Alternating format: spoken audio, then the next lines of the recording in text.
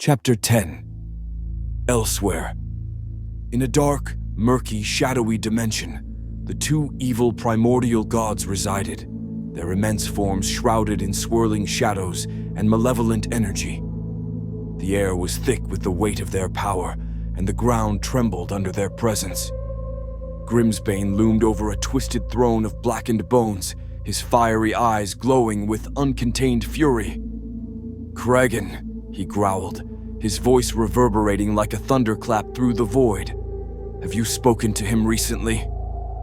Kragan, his serpentine form coiled lazily in a pit of seething shadow, sneered. "No, it has been centuries since I left my domain. The last time I spoke to him was when he was freed, and even then, his arrogance knew no bounds." Grimsbane's massive claws raked across the air, leaving trails of burning void in their wake. "The plan he's concocting won't bring us any pleasure. Yet nothing my Gorokin cannot handle," he said, his tone dripping with disdain. "The Gorokin," Kragan mused, his tone contemplative, "have been seeding different planets. The emergence of the ether will come. When it does, no one will be able to stop us." A cruel smile formed on his shadowy visage. "And with the other plan, what of your son, Kragan?" At the mention of his son, Kragan's demeanor darkened further, his voice a low snarl. "The wretched boy. Any plans involving him are doomed. He's no longer under my influence." Grimsbane roared in frustration, the sound echoing endlessly in the dark dimension. "You know the consumption of him would boost our power to unimaginable levels.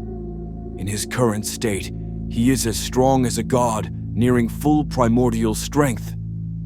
Kragan's gaze narrowed. "The boy has vanished. He reappeared 100 years ago, stole something from my realm, and disappeared before I could act. I don't know what he's planning, but we must remain vigilant. He's cunning." Grimsbane's laugh was harsh and discordant, like grinding stones. "That boy would never dare challenge us outright. He's nothing but a thief, scurrying in the shadows. Yet his eyes, they have the hunger of one who desires everything, even more than we do. That is what makes him dangerous." Kragan shifted uneasily, his form flickering. "There's something else. I felt a surge of power recently. In the dreamscape, I encountered a young boy who radiated an unfamiliar energy. I believe it was Joshua.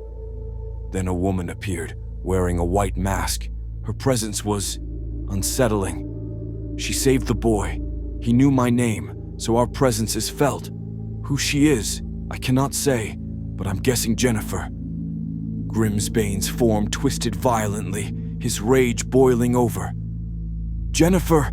he spat, the name like venom on his tongue. "If she is awakening, then we have no time to waste. We cannot let her tip the scales." Grimsbane erupted into maniacal laughter, his roar shaking the foundations of the dimension. "Enough waiting. We will find everything about this boy, this prophecy, and their pathetic plans. It's time to act." Grimsbane turned to Kragan, his fiery eyes blazing with resolve. "Prepare yourself. We will unleash a storm across the galaxies that none can ignore. The galaxies will tremble, and all will be drawn into our grasp. No one will escape our wrath."